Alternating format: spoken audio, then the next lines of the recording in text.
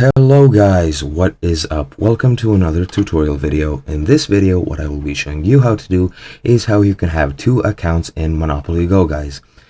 The process is a bit longer than other processes, so pay close attention to every detail I tell you, and once you follow these steps, you will have two accounts on your Monopoly Go game.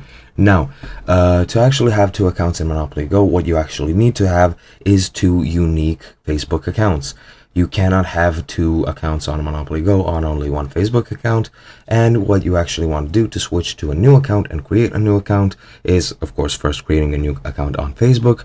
But when it comes to Monopoly Go, you want to enter the menu on the top right, the three horizontal lines. Once you click on that, you will be greeted by this menu, and then you want to actually click on the settings tab. Once you click on that, click on connect account, and you will be greeted by this screen. Here you can disconnect from Facebook and Google Play, which you want to do to actually start a new game, to which you will connect your new Facebook account to. I will now switch to my settings and show you how to delete your data so that you can restart your game.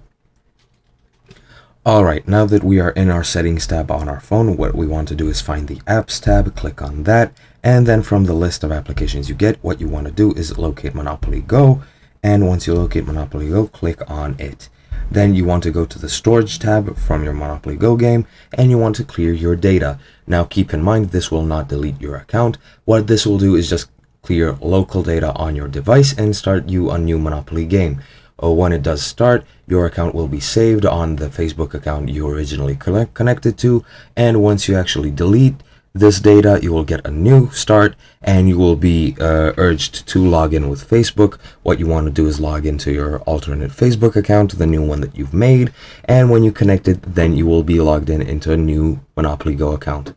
That's pretty much it. I hope this was not too complicated to you. I hope you learned something new, and I will see you guys in another video.